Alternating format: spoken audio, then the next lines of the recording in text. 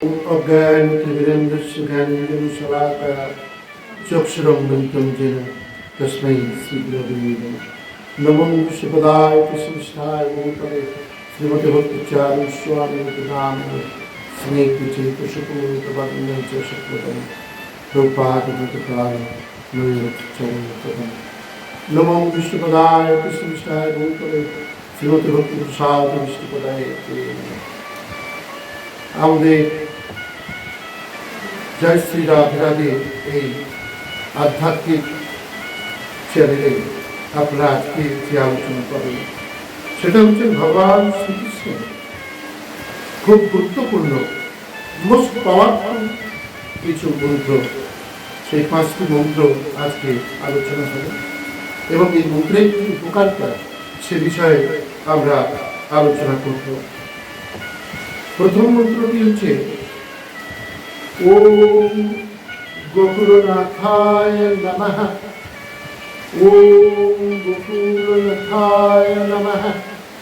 এই মন্ত্রের দ্বারা ব্যক্তির সকল মনের আশা পূর্ণ হয়, ব্যক্তির আর্থিক অবস্থায় উন্নতি লাভ ঘটে থাকে। এখানে গোকুলনাথ বলতে স্বয়ং গোকুলের নাথ নন্দ তনুজ নন্দের পুত্রের কথা বলা হয়েছে। দ্বিতীয় একটি মন্ত্রের কথা এখানে উল্লেখ করব। শ্রীকৃষ্ণ গোবিন্দ হরি মুরারে হে নাথ নারায়ণ বাসুদেবা। শ্রীকৃষ্ণ গোবিন্দ হরি মুরারে হে নাথ নারায়ণ বাসুদেবা। এই মন্ত্র উচ্চারণের ফলে ভগবান শ্রীকৃষ্ণের কৃপা লাভ করা যায়। আপনারা যে শ্রীকৃষ্ণ গোবিন্দ হরি মুরারি, তিনি মূল নামক দৈত্যকে হত্যা করেছিলেন, তাই মুরারি নাম হয়েছিল।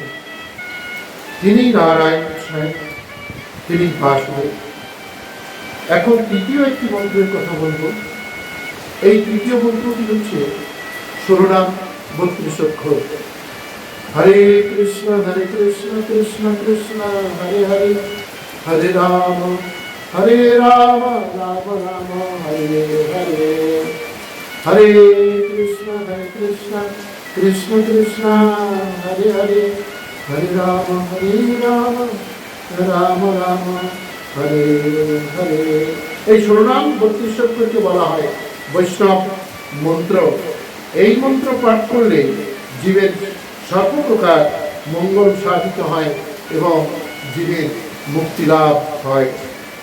আমরা চতুর্থ একটি মন্ত্র আলোচনা করব। ওম ক্রিং কৃষ্ণায় নমঃ। আবার বলছি, ওম ক্রিং কৃষ্ণায় নমঃ। এই নামটি এই সাধারণ মন্ত্র নয়, এটি স্বয়ং ভগবান শ্রীকৃষ্ণ বলেছিলেন। এই মন্ত্রের উচ্চারণ করলে অধিক আটকে থাকা যে অর্থ, সে অর্থ উপার্জিত হয় এবং বাধা বিরোধিত হয়। এই উচ্চারণ করলে, এই নাম উচ্চারণ করলে ঘরের সুখ এবং সমৃদ্ধি বৃদ্ধি পায়। কোনো শত্রু আপনাকে যদি কোনোভাবে বিপর্যস্ত করতে ইচ্ছা করে, আপনি যদি সেটা বুঝতে পারেন, তাহলে আপনি নিয়মিতভাবে প্রভাতে ওম ক্রিং কৃষ্ণায় নমঃ 11 বার অথবা 31 বার অথবা 108 বার করুন। আপনি এর ফল পরিবারকে ভাবে পাবেন। এবার আমি একটা পঞ্চম মন্ত্রে আসবো, কিন্তু সেই মন্ত্রের আগে আমি বলবো যে হরে কৃষ্ণ কৃষ্ণ কৃষ্ণ হরে হরে, হরে রাম রাম রাম হরে হরে। এই কথা ভগবান শ্রীকৃষ্ণ বলছেন যে তার নামকে আমরা কিভাবে উচ্চারণ করলে তার উপকারিতা পাব। যেভাবে সেভাবে কিন্তু উচ্চারণ করলে পাওয়া যাবে না। কি করতে হবে? ভগবান শ্রীকৃষ্ণ শ্রীমদ্ ভাগবত গীতাতে বলছেন, অভ্যাসযোগযুক্তেন চতুর্থনা অন্ধকারেণ পরমং পুরুষং জাতি পথ্যাং চিন্তয়ন। হে পার্থ, তুমি অভ্যাস সঙ্গে যুক্ত হও এবং অনন্যগান চিত্তে, অন্য কোনো চিন্তা না করে, একমাত্র অভ্যাসযোগযুক্তেন চতুর্থনা অন্ধকারেণ, অন্য কোনো কথা চিন্তা না করে একমাত্র ভগবানের পাদপদ্ম স্মরণ করে তুমি এই মন্ত্র উচ্চারণ করো। আবার অষ্টাদশ অধ্যায়ে ভগবান শ্রীকৃষ্ণ শ্রীমদ্ ভাগবত গীতাতে বলছেন, মন্মনা ভব মদ্ভক্ত মজ্জাতি মম নমস্কুরু মামে বৈশ্যসি সত্যমিতে প্রতিজানে প্রিয়সি।